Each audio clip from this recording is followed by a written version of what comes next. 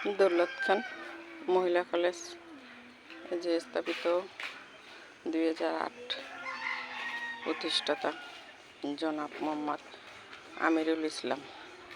তো এটা টিন শেডের কলেজ। এখানে এসে সবাই বসে থাকে আর সবার ভালোও লাগে। এখানে মোটামুটি সাজানো আছে, বক অনেক পুরানো হয়ে গেছে। আচ্ছা 10 মিনিট।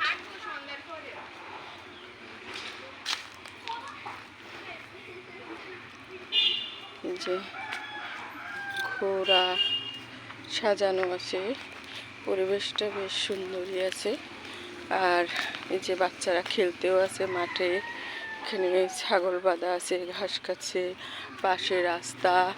আর এই বিল্ডিং টিন শেডের ঘরটা আবার কলেজটা নতুন করে তুলবে, সেজন্য ইট বালু ভুরানো অনেক। এই যে এটা আগের থেকেই সাজানো। আমি আরও 10-12 বছর আগে আসছি, যে তখন আসছিলাম, তখন নতুন হয়েছে। তো তখন দেখা যায় যে অনেক সাজানো গুছানো ছিল আর ভালো লাগছে। আর এখন অনেক পুরনো হয়ে যাওয়াতে কেমন যেন একটু শ্যাওলা শ্যাওলা পড়ে গেছে, তারপরও ভালো লাগে। এই যে এটাকে ময়ূর আর মানে বানিয়ে সাজিয়ে রাখছে। আর এখানে গাছগাছালি কিন্তু অনেক। এই যে এটা অনেক বড় জেব্রা, অনেক বড়, এই যে দেখতে পাচ্ছ। আর দেখতে কিন্তু কলেজটা একবারেই খোলামেলা জায়গায়।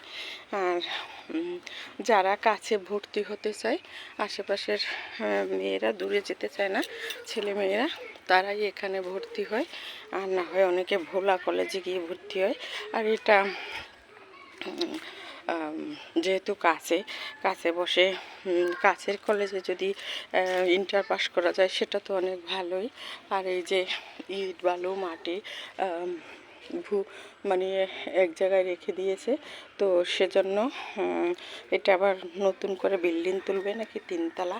এই যে কলেজটার পুরাটা দেখাচ্ছি, অনেক বড় জায়গা। এই যে এখানে আবার একটু বসার মতো জায়গা দিয়েছে, যে বসে ভিডিও মানে সবাই বসতে পারে। এখানে কেউ আসলে ভিডিও করার মতো দেখা যায় সুন্দর জায়গা আছে। এই যে এটা একটা ছাপড়া করা বসার মতো জায়গা। তো গ্রামের পরিবেশে ঘুরলে আসলেই ভালো লাগে। এই যে পেয়ারা গাছের ফুলও ধরছে, বোঝা যাচ্ছে যে পেয়ারা গাছে পেয়ারাও হয়। এটা একটা বট গাছ। আর আমার এই পরিবেশটা ভালো লাগছে। চারিদিকে কিন্তু বাড়িঘর। এটা কলোনি হলো শহরের মতোই, এখানে রাস্তাঘাট শহরের মতোই, কিন্তু এই পরিবেশটা গ্রামের মতো। এই যে গাছগাছালি, ভালোই লাগে, দেখতে ভালো লাগে। যে বাচ্চা দুইটা খেলতেছে, ওরা বেশ মজাই করতেছে, দেখাই দিচ্ছে। এই যে বাচ্চা দুইটা বেশ আনন্দ করতেছে। তো তোমাদের সাথে দৌলত খান মহিলা কলেজের ভিডিওটা আমি করে তোমাদের সাথে শেয়ার করলাম, কারণ পরিবেশটা তোমাদের সাথে দেখালাম, আমারও স্মৃতি হিসাবে থেকে গেল। যেহেতু বোনের বাড়ি একবারই পাশে কলেজটা, আর এটা আমারও শ্বশুরবাড়ি, বোনেরও শ্বশুরবাড়ি। তো আমাদের বাড়ি একটু দূরে। আর এখানে আমি তোমাদের সাথে সেই ভিডিওটাই শেয়ার করে নিলাম।